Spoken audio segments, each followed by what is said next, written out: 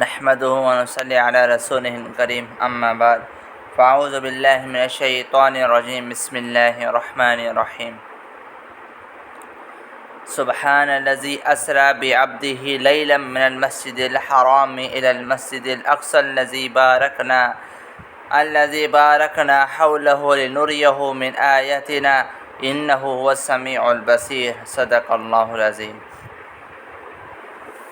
ये सूरत बनी इसराइल है। ये सूरत मक्की सूरत है। हिन सूरत जे आगाज़ जे अंदर वाक़िया इसरा के बयान कयो वियो है, जंहिंखे उमूमन जेको सो वाक़िया मेराज सां ताबीर कयो वञे थो। ये जेका आयत मुबारका है दर हक़ीक़त वाक़िया इसरा जे मुतअल्लिक़ नाज़िल थियल है। इसरा चवनि था मक्कतुल मुकर्रमा खां बैतुल मक़दस तुणी, मस्जिद हराम खां मस्जिद अक़सा तुणी जे सफ़र के वाक़िया इसरा चयो वञे थो। ऐं वाक़िया मेराज बैतुल मक़दस यानी मस्जिद अक़सा खां अर्श मुअल्ला तुणी जो जेको वाक़ियो है, उन वाक़िए के मेराज चयो वञे थो।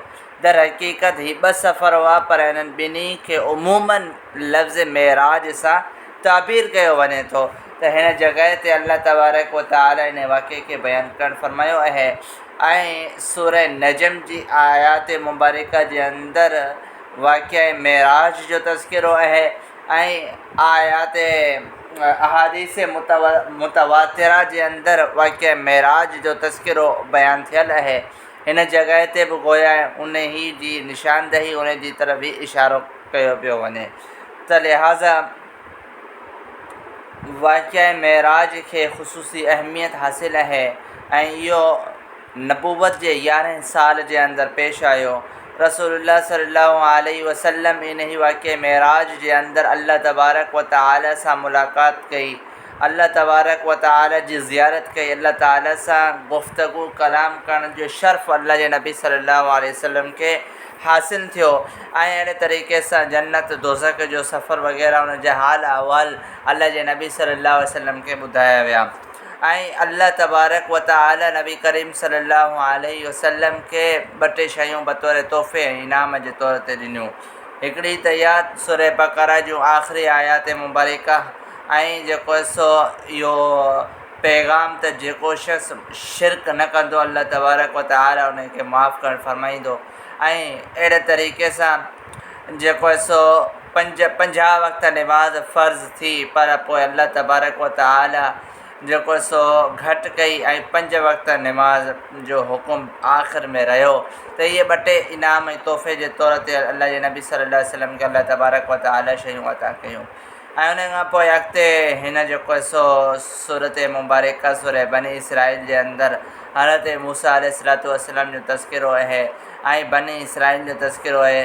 ऐं अहिड़े तरीक़े सां दीगर हाल अहवाल हज़रत नूह अलैहिस्सलातु वस्सलाम जो तज़किरो ऐं अहिड़े तरीक़े सां बितफ़सील बनी इसराइल जो तज़किरो बार बार हिन सूरत जे अंदर अची रहियो है।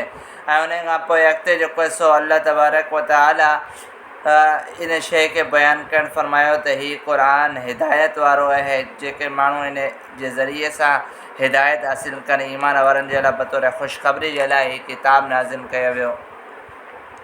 ऐं राति ऐं ॾींहं जी पैदाइश जे हवाले सां अल्लाह तबारक व तआला तज़किरो करणु फरमायो।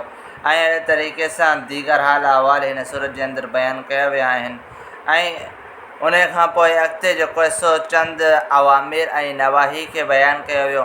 अल्लाह तबारक व तआला क़ुरान करीम जे अंदरि कुझु जेको सो हुकुम करण जे हवाले सां ॾिना ऐं कुझु जेको सो शयुनि खां मना कयो, उन्हनि जो तज़किरो हिन जेको सो सूरत मुबारका जे अंदरि आयो।